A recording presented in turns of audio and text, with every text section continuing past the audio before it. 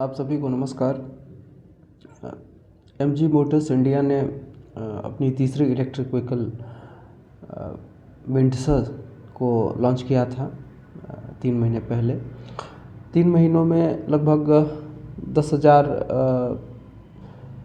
से अधिक electric vehicle ये बेच चुकी है और 18,000 और अभी बैकलॉग में है, यानी मान के चलिए कि 28,000 की बुकिंग हो चुकी है। तो मैं किसी इलेक्ट्रिक व्हीकल पे नहीं बात कर रहा हूँ, सामान्यतः तो ये बिक्री वगैरह की बात लगेगी, लेकिन मैं मुख्यतः एक मॉडल जो भारत में पहली बार उसने लॉन्च किया है, बिजनेस मॉडल की मैं बात कर रहा हूँ। विंडसर ईवी को दो मॉडल से, यानी 2 प्रकार से विंडसर की खरीदारी की जा सकती है। एक तो आप बैटरी सहित खरीदारी कर सकते हैं, जो कि 13.5 लाख से प्रारंभ है इसकी प्राइस जो है, और विदाउट बैटरी एक मॉडल है जिसका नाम है बास मॉडल या बेस मॉडल जो आप कह लें। तो उस मॉडल से ये 9.99 लाख यानी लगभग 10 लाख में ये मिल जाएगी।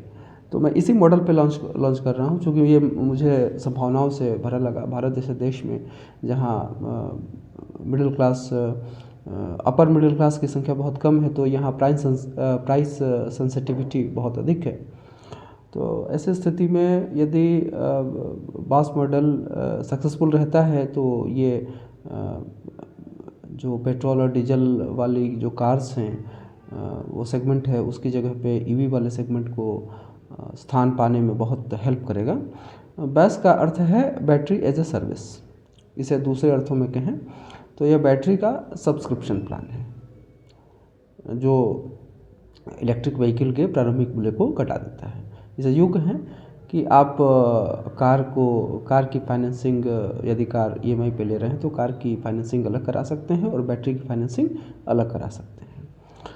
तो विंडसर के मामले में बास सुविधा हेतु 3.5 रुपये प्रति किलोमीटर के हिसाब से 1500 किलोमीटर के लिए, न्यूनतम 1500 किलोमीटर के लिए आपको 5,250 रुपये प्रति माह देने होंगे।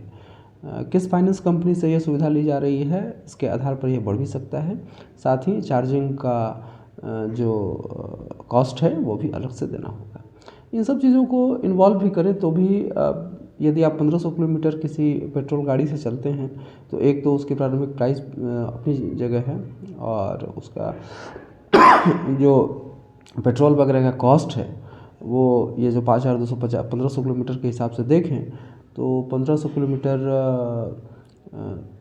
यदि 20 रुपये यदि 20 किलोमीटर प्रति लीटर यदि माइलेज भी रखा जाए तो तकरीबन 75 लीटर तो लग ही जाएगी। 75 लीटर का चार्ज लगभग 8,000 सवा 8,000 रुपये होंगे।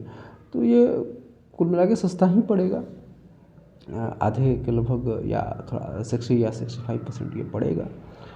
तो ठीक है कि आपको पेट्रोल गाड़ी जितनी ही रेट में बास मॉडल के तहत जो है वो गाड़ी मिल जा रही है, और इसके बाद जो जितना आप चलते हैं तो कॉस्ट वगैरह भी बहुत अधिक नहीं है। और ये और अच्छी बात है कि टियर 3 और टियर 4 शहरों से खास करके विंडसर जो मॉडल है उसकी डिमांड आ रही है। मुझे ऐसा लग रहा है कि आगे आने वाले वर्षों में बड़े बैटरी स्वैपिंग स्टेशन भी बनाए जाएंगे, बैटरी स्वैपिंग स्टेशन।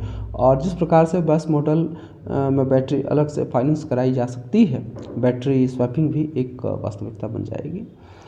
और जब ऐसा हो जाएगा कम से कम बड़े शहरों में, तब इलेक्ट्रिक गाड़ियों को अपनाने की दर तीव्र गति से बढ़ेगी।